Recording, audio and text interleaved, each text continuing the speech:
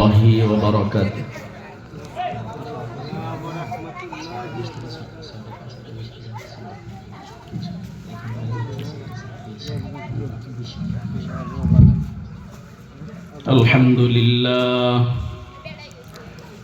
الحمد لله وكفى وسلام على عباده الذين اصطفى.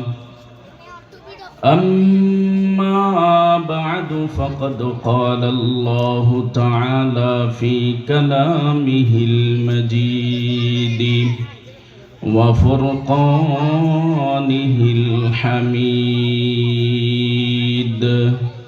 أعوذ بالله من الشيطان الرجيم. بسم الله الرحمن الرحيم. ومن أعرض عن ذكري فإن له معيشة ضنكا ونحشره يوم القيامة أعمى. قال رب لم حشرتني أعمى وقد كنت بصيرا. قال كذلك أتتك آياتنا فنسيتها وكذلك اليوم تنسى. وقال رسول الله صلى الله عليه وسلم القرآن شافعة ومشفعة. وقال رسول الله صلى الله عليه وسلم القرآن حجة لك أو عليك، أو كما قال عليه الصلاة والسلام. صدق الله المولانا العظيم وصدق رسوله النبي الأمي الكريم، ونحن على ذلك من الشاهدين الشاكرين، والحمد لله رب العالمين. عشق محبوب خدا، عشق محبوب خدا جس دل میں حاصل نہیں، لاکھوں مومن ہو مگر ایمان میں کامل نہیں، بلغ العلا بکمالہ کشف الدجى بجمالہ، حسنت جميع خصاله، صلوا عليه وآله। উপস্থিত ইসলাহুল আতফাল মাদ্রাসা বাংলাদেশ এর হাফেজ ছাত্রদের পাগড়ি প্রদান ও এলাকাবাসীর উদ্যোগে প্রথম বার্ষিক ওয়াজ ও দোয়া মাহফিলের শ্রদ্ধাবর আলেমকুল শিরোমণি বাংলাদেশের ঐতিহ্যবাহী শিক্ষা প্রতিষ্ঠান জামিউল উলুম এর সম্মানিত শেখুল হাদিস ও মুহতামিম আলহাজ হযরত মাওলানা মুফতি আবুল বাশার নুমানী সাহেব দামাত বরকাতুহুম মাদ্দাজিল্লুহুল আলী ইতিমধ্যে আমাদের মধ্যে উপস্থিত হয়েছেন। দিগার ওয়াইজিনে কেরাম উপস্থিত হয়েছেন, অনেকে হবেন। উপস্থিত আমার সামনে ইসলাম প্রিয়, তৌহিদ প্রিয়, দিনদার মুসলমান ভাইরা, পর্দার আড়ালে মা ও বোনেরা, আজকে এই বাৎসরিক মাহফিলে আসতে পারে আমরা খুশি না বেজার? খুশি তো? হাদিসের মধ্যে আসছে, মান সাররাতকা হাসানাতুকা ওয়া সাআতকা সাইয়্যাতুকা ফা আনতা মুমিন। তোমার ভালো কাজ যদি তোমাকে আনন্দ দেয়, খারাপ কাজ যদি তোমাকে কষ্ট দেয়, তাহলে বুঝবা তোমার ভিতরে ঈমান চলে আসছে। এরকম মাহফিল কি প্রত্যেক দিনই এলাকায় হবে? আমার তো মনে হয় যেখানে বসে মাহফিল হচ্ছে এটাই সর্বপ্রথমে এলাকার জন্য। আমি আমার বয়ানের শুরুতে অত্র এলাকার যুবক ভাইদের, বৃদ্ধ ভাবাদের এবং ধর্মপ্রিয়, ইসলাম প্রিয় মুসলমান ভাইদেরকে বিশেষভাবে আহ্বান করব, বিনীত অনুরোধ করব, হাক্কানি রব্বানি উলামায়ে কেরাম একের পর এক দ্বীনি নসিহা আমাদেরকে পেশ করবেন। আমরা কেউ দোকানপাটে, রাস্তাঘাটে বসে বসে ওয়াজ শোনার, বয়ান শোনার চেষ্টা করব না। বলেন তো, যে মুরগি ডিম দেওয়ার পরে বাচ্চা দেওয়ার জন্য ডিম নিচে নিয়ে বসে, যদি মুরগি কোনো ডিমকে তা না দেয়, ওই ডিম থেকে বাচ্চা ফোটার সম্ভাবনা কত পার্সেন্ট আছে? 1%ও নাই। কেন? আওতার বাইরে চলে গেছে। ওয়াজ তো আমরা সব সময় শুনি, মোবাইল আমাদের সব সময় ওয়াজ চলে। আগে মমতাজের গান চলতো, এখন ওয়াজ চলে। হেদায়েত আসে না এই জন্য যে আমরা হাক্কানি রব্বানি উলামায়ে কেরামের সরাসরি সোহবত উঠাই না।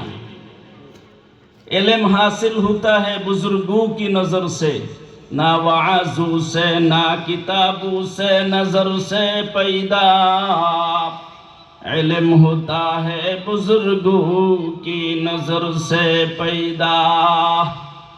एक जमाना सोहबते बा औलिया, एक जमाना सोहबते बा औलिया, बेहतर अज सद साल तौअत बेदिया। एक जमाना सोहबत बा औलिया, बेहतर अज सद साल तौअत बेदिया। एक जमाना मुहूर्तकाल আল্লাহর ওলিদের সুহবতে থাকা বলে 100 বৎসর রিয়া মুক্ত নফল ইবাদতের চেয়ে উত্তম। সুবহানাল্লাহ বলেন। আবুল বাশার নোমানী সাহেব মাদ্দাজিল্লুহুল আলী, ওলামায়ে কেরাম যার সুহবত পাওয়ার জন্য অপেক্ষা করেন দিনের পর দিন, আপনাদের এলাকায় আসছে। আপনারা ঘরে বসে বসে যদি আপনাদের নেকি বাড়াইতে চান, এটা সম্ভব না অসম্ভব? প্রত্যেক দিন দেখতে পাবেন? দেখা সম্ভব না। এই জন্য আবারও আমার বয়ানের শুরুতে বিশেষভাবে দৃষ্টি আকর্ষণ করছি, কর্তৃপক্ষ এত সুন্দর আয়োজন করেছেন এই আজিমুস শান মাহফিলে, ঐতিহ্যবাহী মাহফিলের ভিতরে প্যান্ডেলের সামিয়ানার নিচে যদি আমরা না আসি, নিচে আসলেই তো ফজিলত। হাদিসের মধ্যে আসছে এই সমস্ত মাহফিলের চতুর্পাশ দিয়া ফেরেশতারা বেষ্টন করে রাখেন। আল্লাহ পাক রব্বুল আলামিন আমাদের উপরে রহমত নাজিল করতে থাকেন, সাকিনা নাজিল করতে থাকেন, আমাদের গুনাহ মাফ হইতে থাকে এবং আমাদের আমল নামার মধ্যে সবসময় নেকি লেখা হইতে থাকবে যতক্ষণ ভিতরে বসে থাকবে। বলেন তো, চার দোকানে আর হোস্টেলে বসে বসে গল্প করলে বা বয়ান শুনলে এই ফজিলতের কথা আসছে? আমি আবারও আকর্ষণ করব, দৃষ্টি আকর্ষণ করব, যারা প্যান্ডেলের বাইরে আছি, আমাদের ভলান্টিয়ার ভাই যারা আসো, সবাইকে আদবের সাথে প্যান্ডেলের ভিতরে পৌঁছায় দাও। আমাদের সামনে মসজিদ বাইতুন নূর জামে মসজিদ, সাথেই ইসলাহুল আতফাল মডেল মাদ্রাসা, যার উদ্যোগে আজকের এই আজিমুস শান মাহফিল। আল্লাহ পাক রব্বুল আলামিন এই মাদ্রাসাকে এবং মসজিদকে কবুল আর মঞ্জুর করেন। সকলে বলেন আমিন। এই মাদ্রাসা মসজিদকে দ্বীনের মারকাজ হিসাবে কবুল আর মঞ্জুর করেন। আল্লাহ পাক রব্বুল আলামিন আয়োজকদের, বিশেষ করে এই মাদ্রাসার মুহতামিম পরিচালক যারা আছেন, মুরব্বী যারা আছেন, আল্লাহ পাক তাদের হায়াতের মধ্যে বারাকা দান করেন। সকলে বলেন আমিন। মুআজ্জাজ হাজিরিন, কোরআনে কারীমের একখানা আয়াত তেলাওয়াত করেছি। রাসূলুল্লাহ সাল্লাল্লাহু আলাইহি ওয়াসাল্লামের দুইখানা হাদিসের টুকরা উল্লেখ করেছি। একদম সময় অল্প, বক্তা তো অনেক, আমি তো ঘরের মানুষ, তাই না? আমার বয়ান তো আপনারা প্রতি সপ্তাহে শুনেন। আসলে ওলামায়ে কেরাম হার গুলেরা রঙ্গে বুয়াত দিগারাস, সবারই আলাদা আলাদা একটা বৈশিষ্ট্য থাকে, তাই না? সবার কথা ইনশাআল্লাহ আজকে শুনবো। আমি কোরআন কারীমের যে আয়াত তেলাওয়াত করেছি, আল্লাহ পাক রব্বুল আলামিন এই আয়াতে বলেন, ওয়ামান আ'রাদা আন যিকরি, আমার কোরআন থেকে যারা মুখ ফিরায় নেবে, ওয়ামান আ'রাদা আন যিকরি, আমার কোরআন থেকে যারা মুখ ফিরায় নেবে, ফাইন্না লাহু মাঈশাতান দানকা, দুনিয়ার মধ্যে তার জীবন উপকরণ আমি কমায় দিব, সংকীর্ণ করে দিব। সে হাজারো চেষ্টা করবে ধন সম্পদ জমা করার জন্য, কিন্তু করতে পারবে না। অথবা যদি ধনী হইয়াও যা, তার মনটা থাকবে ছোট। যদিও সে পদ পদবীর অধিকারী হয়ে যায়, সব সময় ভয় থাকবে, না জানি কখন আমার পদ ছুটে যায়। যদিও সে অনেক বড় চাকরিজীবী হয়ে যায়, অফিসার হয়ে যায়, ভিতরে ভয়ে কাজ করবে, না জানি আমার চাকরি চলে যায়। এটাই বলে আল্লাহ পাক তার জীবন উপকরণটা সংকীর্ণ করে দিবেন, তার মনটাও সংকীর্ণ হয়ে যাবে, দিলটাও সংকীর্ণ হয়ে যাবে। পাহাড় পরিমাণ সম্পদের মালিক হবে, কিন্তু এই সম্পদ দিনের কাজে ব্যবহার করতে পারবে না, অন্তরের মধ্যে থাকবে সংকীর্ণতা। ওয়ামান আ'রাদা আন যিকরি ফাইন্না লাহু মাঈশাতান দানকা। আল্লাহ তাআলা আমাদের জীবন উপকরণের মধ্যে সংকীর্ণতা দান করবেন। এই সামান্য জিন্দিগিতে যদি আমি সারা জিন্দিগি শুধু টাকা গুনি আর আমার ওয়ার্ড্রোবের ভিতরে, আমার ডয়ারের ভিতরে রাখি, কি পরিমাণ আমি রাখতে পারবো? কত পরিমাণ রাখতে পারবো? আমার খেলনা থেকে নিয়ে কবর পর্যন্ত যদি শুধু টাকাই গুনি, এই মাতা শব্দের আবিধানিক অর্থ তো হলো উপভোগ্য, যে উপভোগ্যটা আবার দুকা। আলুসি রহমতুল্লাহ আলাইহি বলেন, আমি বিভিন্ন ভাবে চেষ্টা করে আমার মনোভূত কোনো তাফসির পাইতেছিলাম না, যে মাতা শব্দের অর্থটা কি।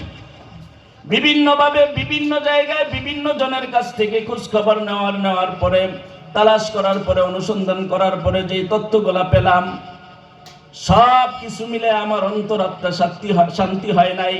এই জন্য কোরআনে কারীম যেখানে নাজিল হয়েছে মক্কা মুকাররমায়, আমি ওখানে চলে গেলাম।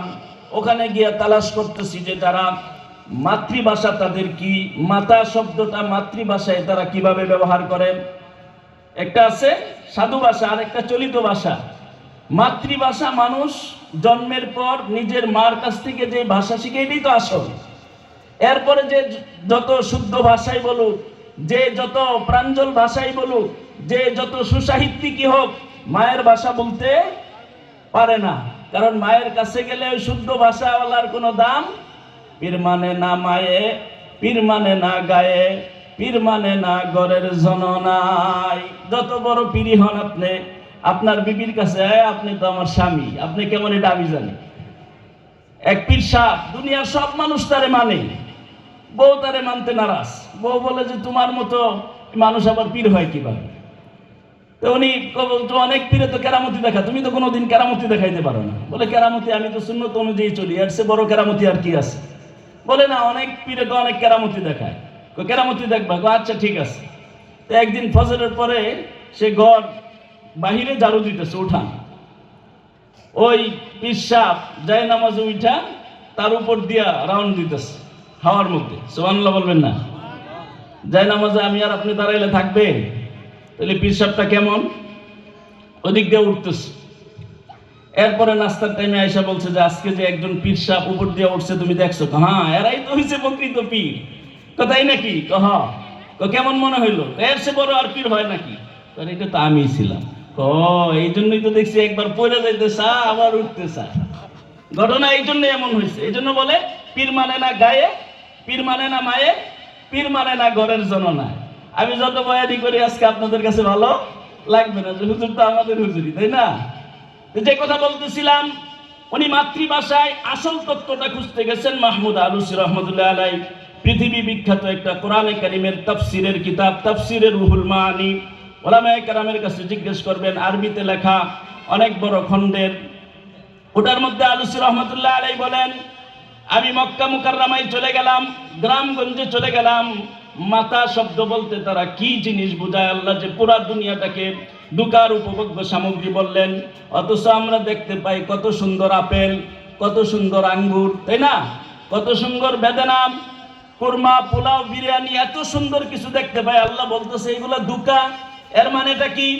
এই জন্যই কবি বলেন ইশরাব ইকাবাব ইশকর, ইশরাব ইকাবাব ইশকর, খাকে রঙ্গিন আস্তে নামো আই পেসর, খাকে রঙ্গিন আস্তে নামো আই পেসর।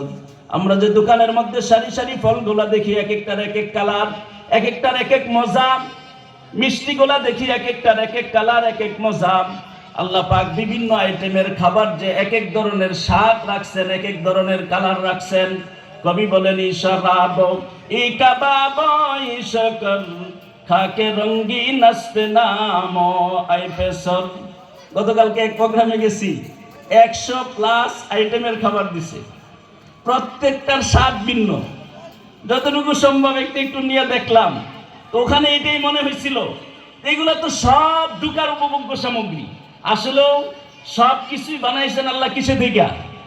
খাকে রঙ্গিন আস্তে নামো আই পেসর, যে মাটির উপরে আমরা বসা আছি এই মাটি থেকেই বানাইছে। বলেন প্রত্যেকটা গাছের বীজ যখন রোপণ করা হয়, একটা বীজ থাকে না, ওটা নিচে মাটির নিচে দেওয়ার পরে সবুজ পাতা হয়, এরপরে এটার মধ্যে লাল, নীল, সবুজ, কালা, ধলা, এক এক রঙের ফল হয়, তাই না? আসলেও তো সব মাটি থেকেই হয়েছে, মূল কি?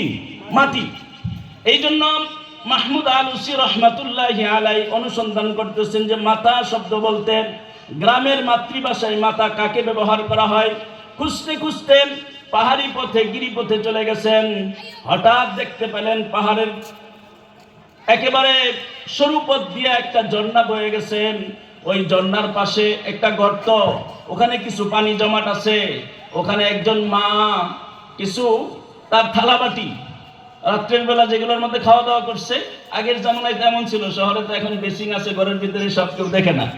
আমরা গ্রামগঞ্জে দেখছি যে রাত্রের বেলা যে প্লেটগুলা থাকতো, সকালবেলা গিয়া পুকুরের পাড়ে বসে ওগুলা দইতো।